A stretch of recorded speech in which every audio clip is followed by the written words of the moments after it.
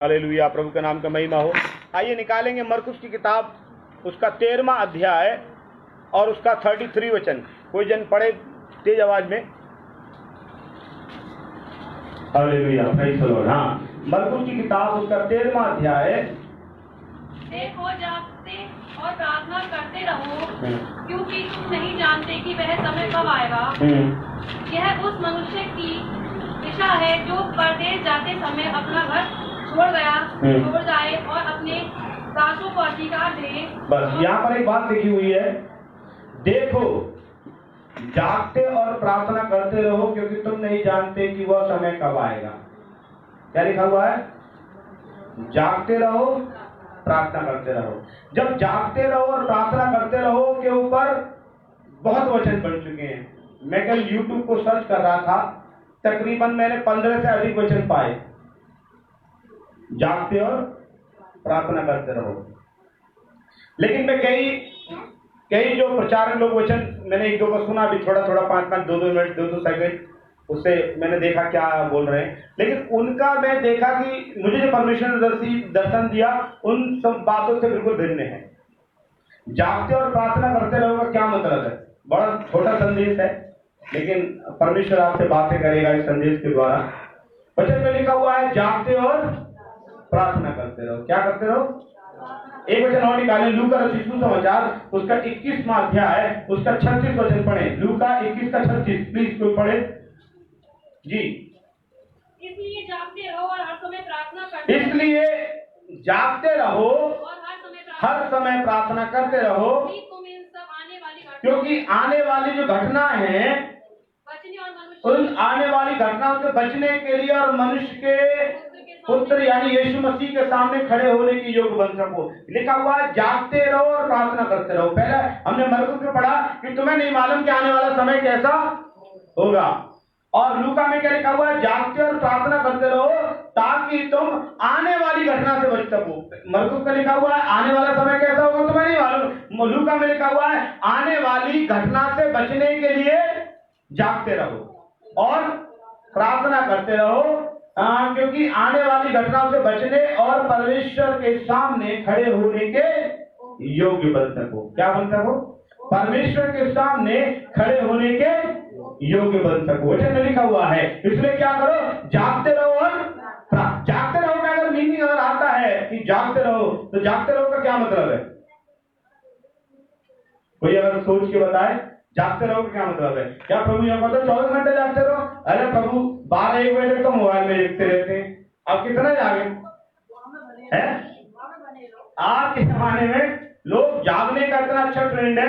आइए कि mobile multimedia mobile एक अच्छा है, उसमें लोग दिन में भी जागते और रात में भी, दिन में भी जागते रहते और रात में भी जागते रहते हैं। ये ऐसा आजकल मल्टीमीडिया हो गया है। बट परमेश्वर इससे कुछ अलग हट के बातें कर रहा है। परमेश्वर क्या कह रहे हैं? परमेश्वर ऐसा बोल रहे हैं जागते रहो। इट मीन्स जागते रहो का मतलब क्या है? मालूम है? बहुत कम शब्दों में आपके वचन में बताना चाहता हूं, ज्यादा समय नहीं लूंगा। जागते रहो और प्रार्थना करते रहो। मरकुस में क्या लिखा हुआ है? 33 में जागो और प्रार्थना करते रहो, क्योंकि तुम नहीं जानते कि वो समय कब आएगा। आने वाले समय को देखते हुए अब जागना है। क्या समझ में आ रहा वचन? आने वाली बातों को लेकर अब जागना है। लूका में क्या लिखा हुआ है? इसलिए जागते रहो, हर समय प्रार्थना करते रहो, क्योंकि तुम इन बातों के जो आने वाली घटनाओं से बचने, आने वाली घटना पता नहीं कैसी बीतेगी, उससे बचने के लिए अभी जागृत होना है। जागृत होने का मतलब क्या है? सोने का मतलब नहीं है। जागृत का मतलब है सावधान से। जागने का मतलब क्या है? सावधान। जो कलीसिया जागृत है वो परमेश्वर पसंद करता है। यदि आप प्रकाशित भाग के उसका 3 अध्याय उसका 2 और 3 वचन कोई जल्दी से पढ़े। प्रकाशित भाग के उसका 3 अध्याय उसका 2 और 3 वचन जी, कोई पढ़े। जागृत हो और उन वस्तुओं को जो बाकी रह गई हैं और जो मिटने को है उन्हें दृढ़ करो। वचन में लिखा हुआ जागते रहो और जो प्रेज़ द लॉर्ड, क्या लिखा हुआ बेटा?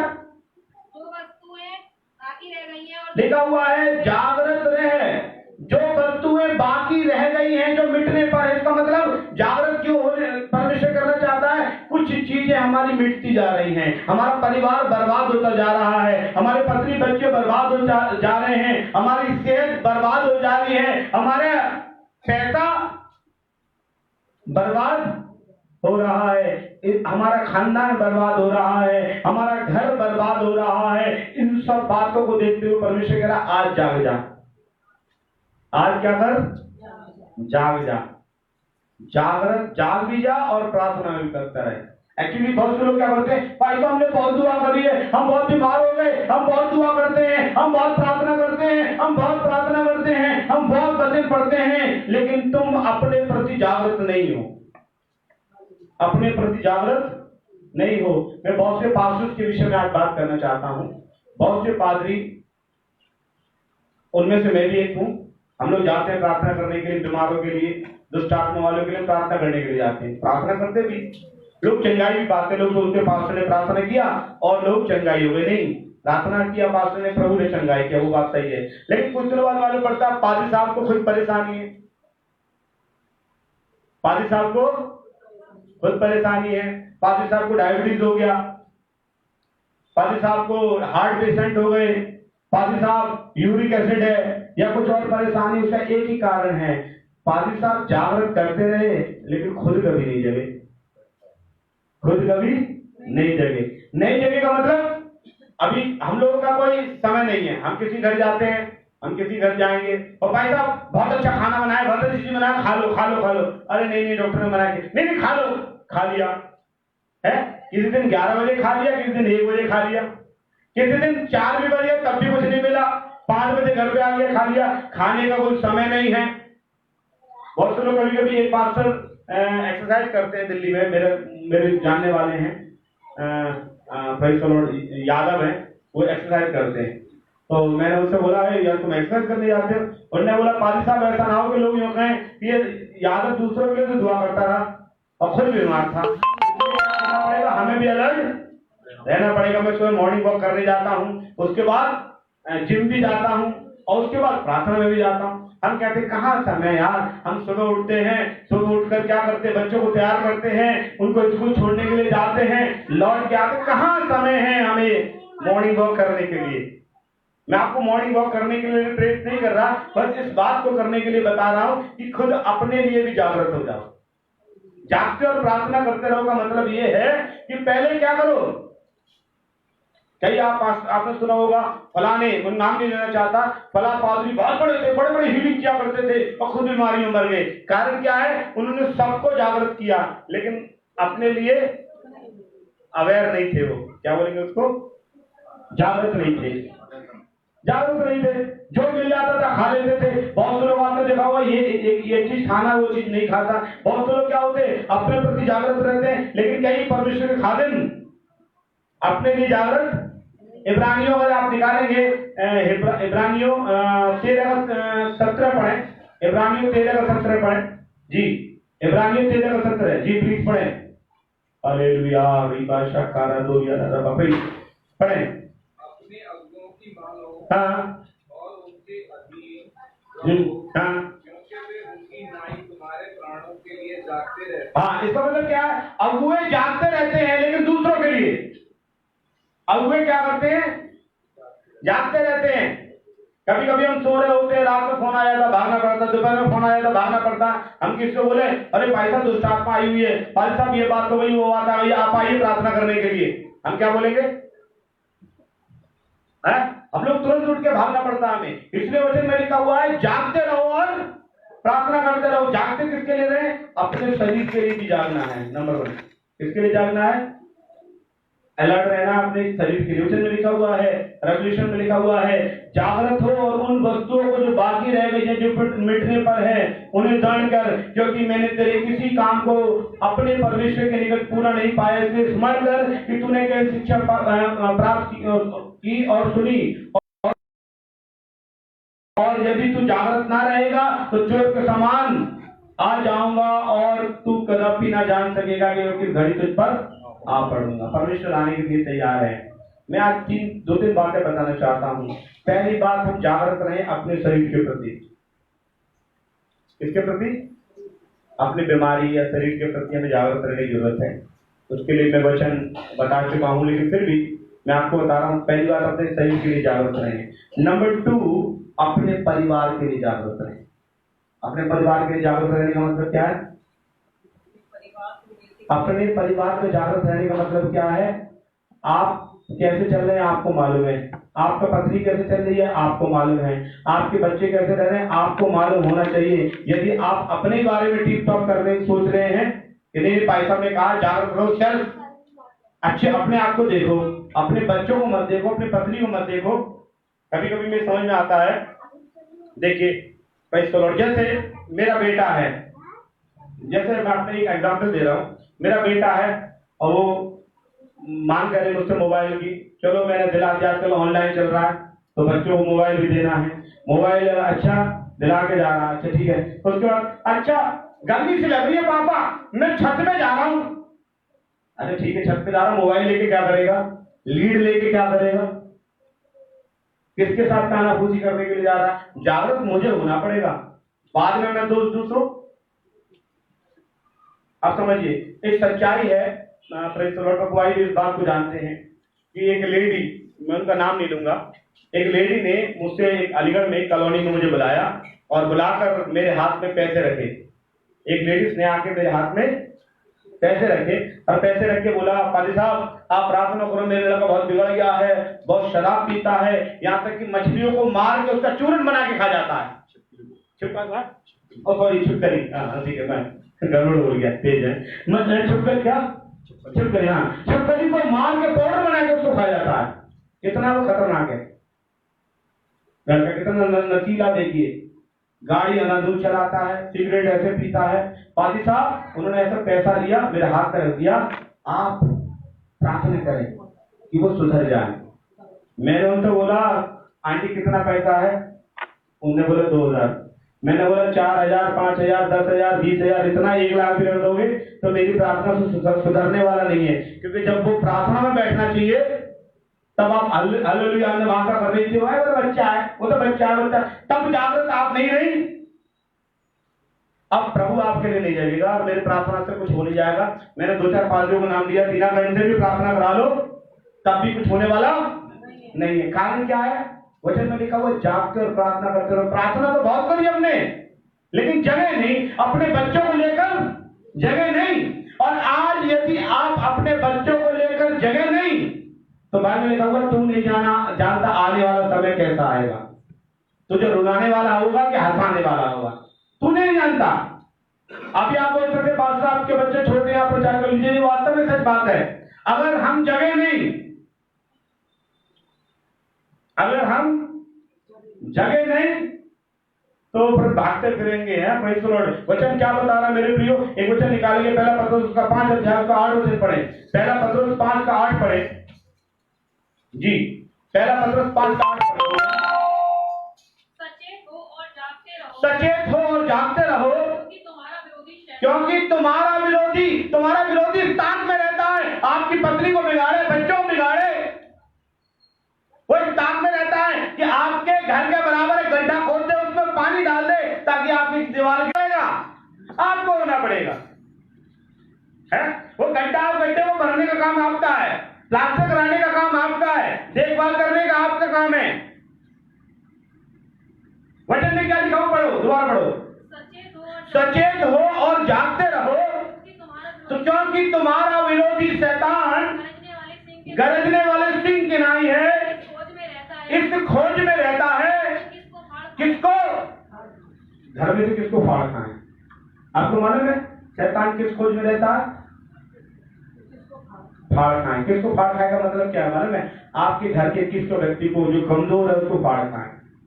आपको मालूम है कमजोर को लेकर दुनिया भी बोलने को तैयार हो जाती है?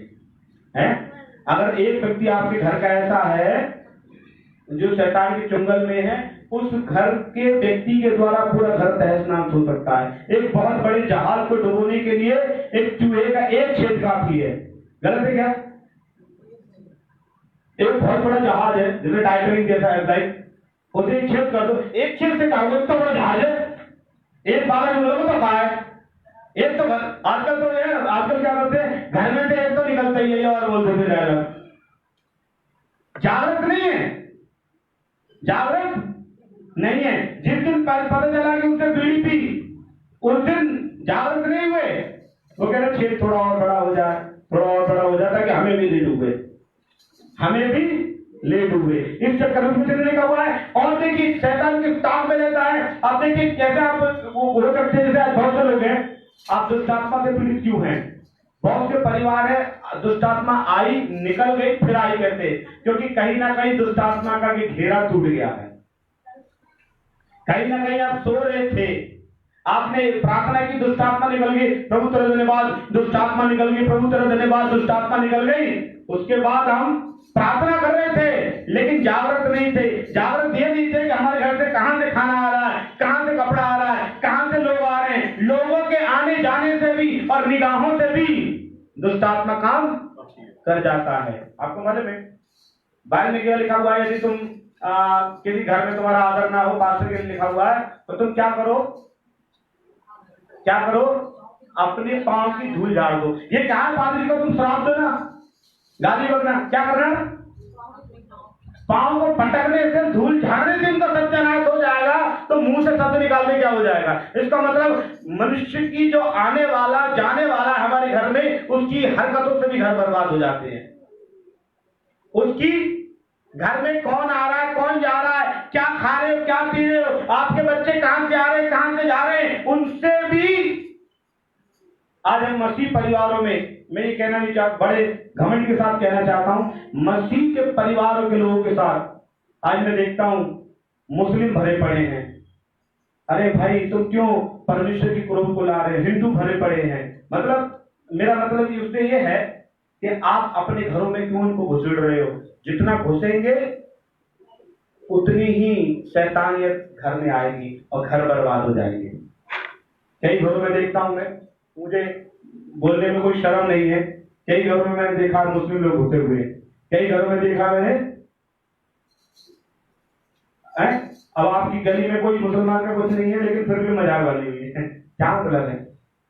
लोग घुसे हुए हैं और घुसे हुए हैं और घुसे हुए हैं। इसलिए वचन में लिखा हुआ, मेरे प्रिय प्रेस और वचन बताते इस बात के लिए, जागृत रहो। शैतान किसको फाड़ खाना चाहता तुम्हारे घर में से, किस माध्यम से घुसना चाहता पता नहीं। किसी ने आपको कपड़ा दिया, ले बीबी तू आई थी, तो ये सूट का कपड़ा दे रहे हैं और सूट का कपड़ा हम दे रहे हैं, ऐसा हाथ रख के दे रहे हैं कितने घर बर्बाद हो जाए। इसलिए हर चीज के लिए जागृत रहो। आज मालूम है क्या है? कोरोना का समय चल रहा है, सब्जी आई उसे सैनिटाइज किया, कुछ चीज आया सैनिटाइज किया, किसी ने पैसे दिए उसे सैनिटाइज किया। आपका बच्चा घर से आ रहा है, क्या आप प्रार्थना करके उसको घर में ले रहे हो? आपका बच्चा घर से बाहर जा रहा है, क्या आप प्रार्थना करके उसे घर से निकाल रहे हो? यीशु के लहू से सैनिटाइज कर रहे हो? नहीं, जो आ रहा आने दे, जो आ रहा है जाने दे। ओ वो क्या शैतान कह रहा है, अच्छा ये कितना प्रार्थना करने वाला है, इसके माध्यम से तो कुछ नहीं हो सकता, इसके घर के और लोग उनके माध्यम से कुछ करूंगा मैं। और उसने क्या करूं? सावधान रहे। और वो इस ताक में रहता किसको फाड़ खाए, इस ताक में रहता है। मत्ती सुसमाचार उसका 13 अध्याय उसका 25 बजे जल्दी से पढ़े कोई। मत्ती सुसमाचार उसका 13 जी मत्ती सुसमाचार उसका 13 अध्याय उसका 25 वचन पढ़े। मत्ती 13 का 25 जी। जब लोग सो रहे थे, ये शैतान काम कब करता है? सो रहे थे। सोने मतलब वो वाला सोना नहीं, सोने मतलब ऐसे सो गए, ऐसे खो गए दुनिया में कि शैतान आया और चुपचाप से उनके घर में काम कर कर चला गया। माँ बाप सो रहे हैं, माँ बाप सो रहे हैं, मुस्लिम हिंदू पता नहीं कौन कौन घर में घुस रहा है, माँ बाप सो रहे हैं। सोने का मतलब क्या? दिमाग में सो रहे हैं। सोने का मतलब वैसा सोना नहीं है मेरे प्रियो। ऐसा लिखा हुआ है हिंदू मुस्लिम क्यों घुस रहे हैं? क्योंकि माँ बाप सो रहे हैं। अरे जागृत हो जाओ मसीह लोगों, जागृत हो जाओ। अगर जाओगे नहीं तो खुदा के सामने खड़े होने के लायक नहीं बनोगे। जागृत हो जाओ, अपने हेल्थ के प्रति जागृत हो जाओ, अपने बच्चों के प्रति जागृत हो जाओ, अपनी पत्नी के प्रति जागृत हो जाओ, अपने बच्चों के भविष्य के प्रति जागृत हो जाओ। अपने बच्चों के भविष्य, पढ़ाई लिखाई में बता रहा हूं, इस चीज में भी आज जागृत होना है। ऐसा नहीं है। और एक चीज, इन सब चीजों को पढ़ो जरा उसको। मत्ती 13 का 25 जी। जब लोग सो रहे थे, और लोग जो सो रहे थे, तो उसका शत्रु तो उसका शत्रु आकर गेहूं के बीच जंगली बीज बोकर चला गया। अभी मैं 2-3 दिन पहले देख रहा था, एक व्यक्ति साइकिल में था, उसके पास एक लड़का और खड़ा हुआ था और वो उसके घर के उसके बाप के प्रति बुराई कर रहा था। बैठ क्या सिखा रहा था? वो जंगली बीज बो रहा था। है मैं ऐसे कपड़ा पहनकर घूम रहा, तेरा बाप तो बहुत बढ़िया कपड़ा पहन कर घूम है, तो बचपन में ये भी खाने को ना मिला, तेरे बाप ने इतना घी खाया कि पूछो मत। वो कुछ और बीज बो रहा है? बहू के साथ कोई और बीज बो रहे हैं, बेटी के साथ कोई और बीज बो रहे हैं, और बाप के साथ कोई और बीज बो रहे हैं। Praise the Lord. आज लोग मालूम क्या कर रहे हैं? मालूम क्या बीज बो रहे हैं? कारण क्या है? क्योंकि वो जो घर का मालिक है, खुदा तो है, उसके साथ जो मुखिया बनाया, चाहे औरत हो चाहे आदमी हो, जो भी घर का मुखिया है, वो जागृत नहीं है। वो जागृत नहीं है। आपको मालूम है कितने परिवार बर्बाद हो गए, कितने परिवार बर्बाद हो गए, कितने मसीह परिवार बैकस्लाइड हो गए। कारण क्या है? उनके घरों में हिंदू से शादी की, मुस्लिम से शादी की, और पूरा का पूरा परिवार खानदान मसीह वाला बर्बाद है, और उनके ऊपर बिब्लिकल श्राप आ चुका है। उस श्राप कैसे जाएगा? अपने बच्चों को, आज मैंने बताया ना, नोट आता है उसको सैनिटाइज करते हैं। बाहर से जो भी चीज आपके घर पे आती है, आप यीशु के लहू से सैनिटाइज करना है, करना है, करना है। Hallelujah, hallelujah. तो क्या करना? देखिए एक वचन और पढ़े मेरे साथ, नहम्याह की किताब, बुक ऑफ नहम्याह। नहम्याह की किताब मैं बताना चाहूंगा, उसका 4 का 14 पढ़े जी। 4 का 14 जी। तब मैं देखकर उठा, रईसों, हाकिमों, अन्य लोगों से कहा, वचन में लिखा हुआ, नहीं मैंने कहा उनसे मत डरो, प्रभु जो महान और भययोग है उसी को याद करके अपने भाइयों, अपने बेटे बेटी और स्त्रियों के लिए और घरों के लिए युद्ध करो। इसका मतलब क्या है? आपको बेटे के लिए, बेटियों के लिए, स्त्रियों के लिए, घरों के लिए भी जागृत होना पड़ेगा। दुआ करो, अच्छी बात है। कलाम में लिखा हुआ जागृत और जागते और दुआ करते रहो। जागते और प्रार्थना करते रहो मतलब है पहले अलर्ट रहकर प्रार्थना करो। कैसा करो? कोई जहर खा के प्रार्थना करेगा तो क्या बच जाएगा? वो कह रहे हमने जहर खाकर प्रार्थना नहीं करना, पहले जहर खाने से रुकना फिर प्रार्थना करना। प्रभु तेरा धन्यवाद, तूने मुझे जहर से बचाया। प्रॉब्लम ये है लोगों की, गलत चीज करके प्रार्थना करते हैं। गलत करने से पहले लड़ रहो ताकि हमारे बच्चे, हम खुद उस गलत माहौल से निकले। मेरे प्रियो, वचन ऐसा बताता, प्रेज़ द लॉर्ड। वचन में लिखा हुआ है, अपने बेटों के लिए, अपनी बेटियों के लिए, अपनी स्त्री और घरों के लिए युद्ध करो। इट मीन्स परमेश्वर कहता है जागते और प्रार्थना करते रहो का मतलब ये है जागृत रहो। किसके लिए? अपने बेटों के लिए, अपनी बेटियों के लिए, अपने घर के लिए, अपने खुद के हेल्थ के लिए, और उसके साथ साथ अपने पैसे के लिए भी। अब पैसे के लिए क्यों? एक मंत्री ने बहुत दिनों पहले कहा कि कोरोना तो हमने 3 महीने के लिए लगाया है। कोरोना का जो था 3 महीने था, लोग इतने सालों से कमा रहे थे, और अब क्यों कह रहे भूखे मर रहे? क्या उनके पैसे नहीं थे? बचा के क्यों नहीं रखे? अरे साहब, बचा के कैसे रखेंगे? दारू की बोतल बहुत महंगी है, तुमने कोरोना में और महंगी कर दी। बचा के कैसे रहेंगे? भांग का गोला खा के रखते हैं, बचा के कैसे रखेंगे? वचन में लिखा हुआ है, अपने पैसे के लिए भी वचन में लिखा हुआ है। पैसे के विषय में भी परमेश्वर बात करना चाहता है। एक एक चीज को आज सही संभाल के रखोगे। वचन में लिखा हुआ, आने वाले दिनों में तुझे किसी को मुंह नहीं देखना पड़ेगा। आने वाले दिनों में किसी का तुझे मुंह नहीं देखना। आगे का समय कैसा आएगा पता नहीं। क्या लिखा हुआ पढ़ेंगे आप? मार्क 13:33 में, दोबारा पढ़े 13:33 मरकुस 13:33।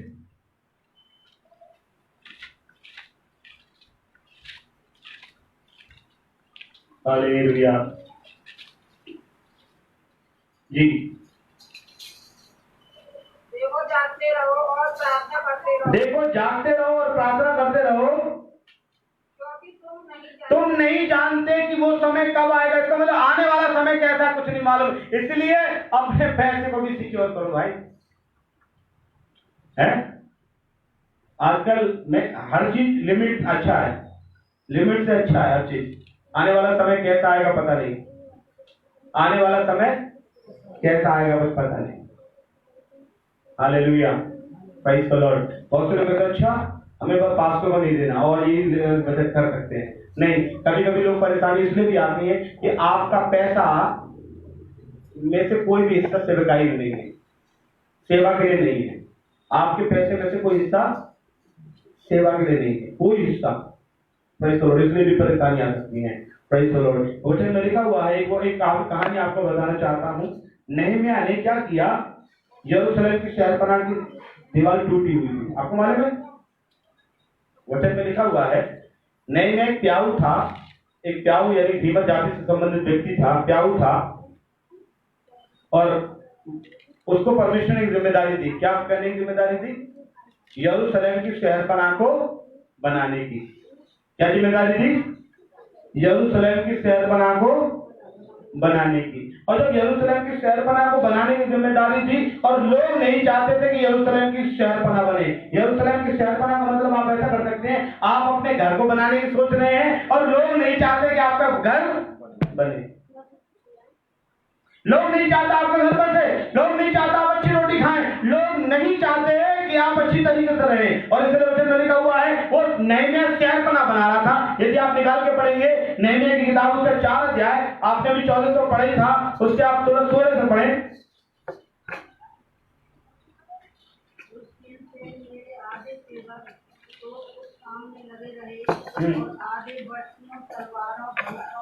वो ऐसा लिखा हुआ है, लोग शहरपनाह बना रहे थे, शहरपनाह की दीवार बना रहे थे। क्या बन रहे थे? दीवार बना रहे। जो दीवार जब बनाते हैं तो दीवार में किसका काम आता है? जो मिस्त्री, जो सामान होता है मिस्त्री का, वही तो काम आएगा। दीवार बनाएंगे तो क्या काम आएगा? बदलपुर रोड़ी, बदलपुर जो बालू जो भी कुछ है उसको, ईंट वीट, उसके अलावा और कुछ तो सामान नहीं है। लेकिन वचन में पढ़े तो क्या लिखा हुआ 16 वचन में, उस दिन से मेरे आधे सेवक तो काम में लगे रहे, आधे बर्छियां, तलवार, धनुष, झिलम को धारण किए रहते थे। इसका क्या मतलब है? आधे मजदूर तो मजदूरी कर रहे हैं, आधे तलवार लेके खड़े हैं, बर्छियां लेके खड़े हैं, क्योंकि लोग नहीं चाहते कि, इसलिए मुझे जागृत रहना पड़ेगा तलवार लेके उनके लिए। वचन में क्या लिखा हुआ है? जो अपने बच्चे पर छड़ी चलाता है वो उसको नरक की आग में से बचा लेता है। इसका क्या मतलब है? छड़ी से कैसे बचा लेंगे? हाँ, हो सकता है आने वाला समय कैसा दिखाए वो तुम्हें, इसलिए अभी सावधान हो जाओ। Praise the Lord. पढ़ेंगे उस वचन को, आगे पढ़ते रहे थोड़ा सा।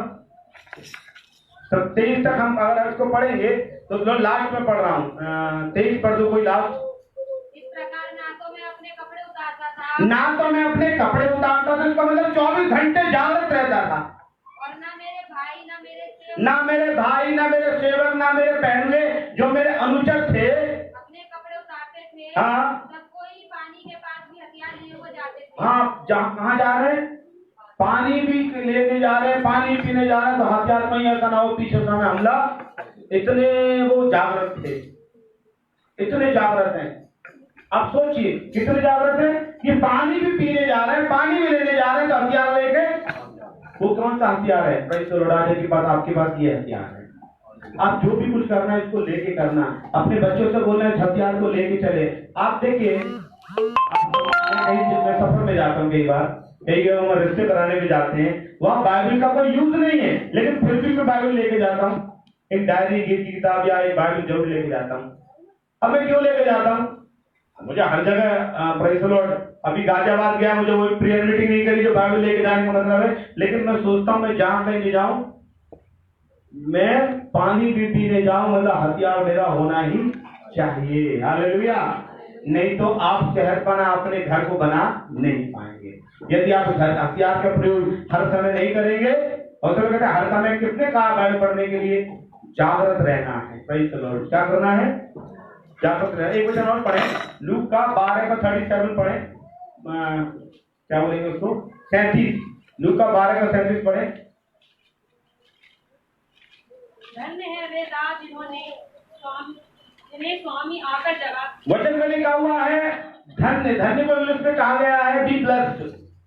धन्य को कहा गया है आशीर्वादित। वचन में क्या लिखा हुआ? पढ़ो बेटा। धन्य है वे दास जिन्हें स्वामी आकर जागते पाए। लिखा हुआ है धन्य है वे दास जिन्हें स्वामी आए और आकर जागते रहे। मतलब एक चीज और है, स्वामी देखना चाहता है कि उसकी कलीसिया जागृत कलीसिया है कि नहीं है। ऐसा तो नहीं है क्रिसमस पे जग गए, गुड फ्राइडे पे जग गए, या हर इतवार को जग गए, बाकी दिन सो गए। परमेश्वर देखना चाहता है कि हम जागृत है कि नहीं है। जागृत होना है। Praise the lord, hallelujah. कैसा होना है? जागृत। परमेश्वर कह रहा मैं जिस घड़ी आऊं धन्य है, उसके ऊपर धन्य, उसके ऊपर आशीर्वाद आएगा जो जागृत रहेगा। जो जागृत रहेगा उसके ऊपर क्या आएगा? आशीर्वाद प्रकट होंगे। आपको जागृत रहना है अपने प्रति, अपने बच्चों के प्रति, अपने पैसे के प्रति, अपने मकान के प्रति, हर चीज के लिए आपको जागृत होना पड़ेगा। और उसके साथ साथ जागने के साथ एक काम और करना है, जागते और प्रार्थना भी करते रहो। जगने नहीं है, जगना के साथ क्या करना है? प्रार्थना भी करते रहो। और प्रार्थना के विषय में बहुत वचन लोगों ने प्रचार कर चुका है। एक बार यीशु मसीह आकर ऐसा बोलते हैं, यीशु मसीह ने आके क्या बोला? सॉरी, उसके चेलों ने आके यीशु मसीह क्या बोला? हे प्रभु हमें प्रार्थना करना सिखा। क्या बोला? हे हमें प्रभु प्रार्थना करना। इसका मतलब लोगों को दुआ करने नहीं आती। तब यीशु ने एक प्रार्थना दिया, उसको इंग्लिश में कहते हैं द लॉर्ड्स प्रेयर, लेकिन मेरे हिसाब से गलत है। तो कहते हैं ना, बहुत से लोग कहते हैं प्रभु की प्रार्थना। प्रभु की प्रार्थना नहीं है वो। कौन सी प्रार्थना? कौन सी प्रार्थना? ऐ हमारे पिता। इसकी प्रार्थना लोग बोलते हैं द लॉर्ड्स प्रेयर। इंग्लिश में कहते हैं द लॉर्ड्स प्रेयर, यानी कि प्रभु की प्रार्थना। प्रभु की प्रार्थना, प्रभु बोलेगा प्रभु जैसे तूने अपने अपराधी, जैसे मैंने अपने अपराधियों को क्षमा किया, तू भी हमारे अपराधियों को क्षमा कर। यीशु ने कौन सा अपराध किया क्या? और उस प्रार्थना में क्या है? जैसे हमने अपराध, जैसे यीशु मसीह बता रहे थे तुम ऐसे करना। प्रभु की प्रार्थना नहीं है, आधार बताया था कि इस तरीके से करना है। मैथमेटिक निकाला जाता था, एक आधार बताया जाता है। परमेश्वर का आधार बता रहा है ऐसे करना, ये नहीं हर संडे इसी को दोहराना। लोग अभी का आज तक जागृत नहीं है, वचन में भी जागृत नहीं है। एक बार मैं चर्च दिया करता था, एक गाना हुआ करता था, कौन सा गाना है वो? हाँ, ये रुखसत का वक्त है तू यीशु तू आ, जाने का वक्त है तू बरकत दे जा। मैं चर्च लेता था, ये गाना होता था। मैंने एक बार बर्दाश्त किया, 2 बार बर्दाश्त किया, 3 बार बर्दाश्त किया, आदत से मजबूर हो गया। चौथी बार मैंने बोला हम इतने 1-1.5 घंटे से 2 घंटे से चर्च लगा रहे हैं, यीशु मसीह था या नहीं था? उन्होंने बोला था तो दुआ लास्ट में क्यों करा? यीशु रुखसत का वक्त है, यीशु तू आ। तो इसका मतलब इतनी देर से कौन था? लोगों को मालूम नहीं, बुद्धि में भी जागरूक नहीं है कौन सी बात कब कहां कैसे करना चाहिए। इसलिए मेरे प्रिय प्रेज़ द लॉर्ड, जागृत होने की हमें आवश्यकता है। एक वचन करेंगे हम, पहला थिस्सलुनीकियों 5:6 पढ़े। पहला थिस्सलुनीकियों 5:6 पढ़े प्लीज। फर्स्ट थिस्सलुनीकियों चैप्टर नंबर 5 वर्स नंबर 6। इसलिए हम दूसरों के समान सोते ना रहें, पर जागते रहे और अपने लिए, अपने बच्चों के लिए, अपने पैसे के लिए, अपने हर चीज के लिए क्या बने? सावधान बने। क्योंकि वचन में लिखा हुआ लूका 12:21-36 में कि तुम नहीं जानते कि आने वाला समय कैसा आएगा। अभी नहीं जगे तो समझ लो। Praise the Lord. वचन में लिखा हुआ है लूका में, इसलिए जागते और प्रार्थना करते रहो, हर समय प्रार्थना करते रहो कि तुम इन आने वाली घटनाओं, आने वाली और कैसी कैसी घटना, ये तो कोरोना आ रहा है, पता नहीं और कैसी बातें होंगी, कैसी बातें मेरे घर में होंगी, कैसी बातें सरकार में होंगी, कैसी बातें बाहर होंगी, कुछ पता नहीं। आने वाली घटनाओं से बचने और परमेश्वर के मनुष्य के पुत्र के सामने खड़े होने के। आपको मालूम है बाइबल में इशारा दिया है कि यीशु मसीह कब आएगा? कोई बता सकता है यीशु मसीह कब आएगा? कि इशारा है बाइबल में? कोई बता सकता है कब आएगा यीशु मसीह? बाइबल में कोई लिखा हुआ है कि पता नहीं कब आएगा, लेकिन प्रेज़ द लॉर्ड बाइबल में लिखा हुआ है, मरकुस में लिखा हुआ है 13:35 में लिखा हुआ है यीशु मसीह कब आएगा। ठीक है, पढ़े, कोई पढ़ सकता है? इसलिए जागते रहो क्योंकि तुम नहीं जानते कि घर का स्वामी कब आएगा। सांझ को कब आ सकता है यीशु मसीह? लिखा है पहले से, सांझ को, आधी रात को भी आ सकता है, या मुर्गे के बांग देने के इसका मतलब ये 3 या भोर को, ये 4 बात लिखी हुई है। और बाइबल में एक बार और लिखी हुई, समय कौन सा लिखा हुआ है? तुम्हें जाड़े में ना भागना पड़े, लिखा हुआ है ना। तुम्हें एक इशारा तो दे सकता है परमेश्वर, तुम्हें जाड़े में ना भागना पड़े। 4 तो समय ये लिख दिया, प्लस ये लिख दिया कि तुम्हें जाड़े में भागना ना पड़े। Praise the Lord. इसलिए मेरे प्रियो, आप जागते रहें, अपने परिवार के लिए, अपने लिए प्रार्थना भी करते रहें। जागने के साथ साथ क्या करना है? प्रार्थना करना है। अगर आप जागे नहीं, आप प्रार्थना नहीं किया, प्रेज़ द लॉर्ड, तो हालेलुया, हमें कोई बचाने वाला भी पैदा, हमारे परिवार को कोई बचाने वाला पैदा भी नहीं है। इसलिए क्या करना मेरे प्रियो? जागते रहना और प्रार्थना करते रहना। आप सोचिए कि आप प्रार्थना बहुत कर रहे हैं, आप उपवास बहुत कर रहे हैं, आप सब कुछ कर रहे हैं, लेकिन आप अपने बच्चों के प्रति, अपने प्रति, अपने पैसे के प्रति, अपने घर के प्रति जागृत नहीं। एक घर की बात बता रहा हूँ, एक घर चटका हुआ था। मैं जाता था जब भी प्रार्थना करने, मैं कहता था भैया ये घर चटक रहा। हाँ भाई साहब, वो मिस्त्री ने ऐसा बताया, पूरा मिलाना, उसको ये मिलाना, वो मिलाना, उसमें लगा देना और ये घर बेहतर मजबूत हो जाएगा। अच्छा, फिर ऐसे करते करते करते करते उन्होंने 6-7 साल निकाल दिए। एक बार मालूम क्या हुआ? मकान गिरा और जो घर के बुजुर्ग जो बोला करते थे वही मर गए। सच बात बता रहा हूँ, झूठ नहीं है कोई, है? और कोई नहीं बात है। नवाबसराय में ऐसा हुआ, दीवार चटक रही थी। मैं जब भी जाता था, अंकल मैं भूरा, वो वही कहानी हमें मिस्त्री ने बताया, भूरा लगाएंगे उसमें और भूरे में सीमेंट में बुरा मिला, वो हमें तो बताते रहते थे, यूं कर लेंगे, यूं कर, कभी अलर्ट नहीं हुए। तो पहुंच गए होंगे खुदा के पास में, खुदा ने बोला अच्छा आ गया। फिर कितनी बार उससे बोला, जब भी जाता था वो हमेशा तैमूर बोलता था, तो कभी सोचा ही नहीं। आज उनके बच्चे छिन्न भिन्न हो गए, कोई कहीं रह रहा, कोई कहीं रह रहा। क्योंकि क्या हुआ, वो मकान भी उनका 20, 25, 30 साल पुराना किराए में था। उस मकान को उनने मुकदमा लड़ रहे थे, छोड़ा नहीं। मुकदमा का फैसला उन्हीं की तरफ आने वाला था, थोड़ा सा मरम्मत कर लेते तो वो मकान में ही रहते। आज उनके बच्चे क्या है, कोई कहीं है, कोई कहीं है, कोई कहीं है, कोई कहीं है। और मालूम है उनकी मौत तो अलीगढ़ में हो गई थी, तो उनकी मिट्टी अलीगढ़ में लगी, उनकी वाइफ की मौत कहीं और हुई, क्योंकि अलर्ट नहीं थे ना। अपनी शहरपना को बनाने के लिए भी तलवार लेके नहीं में खड़ा रहा। आप अपने घर को बचाने के लिए, अपने बच्चों को बचाने के लिए आपको अलर्ट होना पड़ेगा। इसलिए क्या लिखा हुआ है, मैं इसलिए हमेशा कहता हूँ, देखिए मैं कई उदाहरण बता सकता हूँ, मेरे पास इतने उदाहरण है। बहुत से लोगों के वचन में लिखा हुआ है, जब तक ये आफत टल ना जाए तब तक अपनी कोठरी में बंद करके दुआ करते रहो, दुआ करते रहो, दुआ करते रहो, दुआ करते रहो, दुआ करते रहो। मैंने समझा के गया हूं। एक बोल रहे हैं, अगर भाई साहब हम तुम्हारी बात मान लेते तो हाथ ना टूटता। मैंने क्या बोला, घर में बैठे रहो, निकलो मत, दुआ करो, दुआ करो, दुआ करो। लेकिन लोग सुन ही नहीं रहे, अलर्ट ही नहीं हो रहे। फिर मुझे बोले भाई साहब हम तो उस दिन आए थे, हमने तो दुआ करी थी, आपने भी दुआ करी थी, हमने दान भी दिया था, दान भी दिया था, दुआ भी करी थी। जागृत कहाँ रहे भाई तुम? जागते रहो और दुआ करते रहो। पूरा वचन ये है। लोग के समझ में क्या आता है, दुआ करते रहो। मैं ये नहीं कह रहा दुआ मत करो, दुआ करो, लेकिन जागृत भी रहो। जागते रहोगे और प्रार्थना करोगे तो तुम कभी परीक्षा में ना पढ़ोगे। परमेश्वर तुम्हें परीक्षा से बचाना चाहता है, इसलिए परमेश्वर आज के वचन को आपको बताया है। आप इसको सुने, समझे और परमेश्वर की बरकतों को प्राप्त करें। आइए प्रार्थना करें। जय बाबा स्वामी, praise the lord, hallelujah, hallelujah, hallelujah, hallelujah.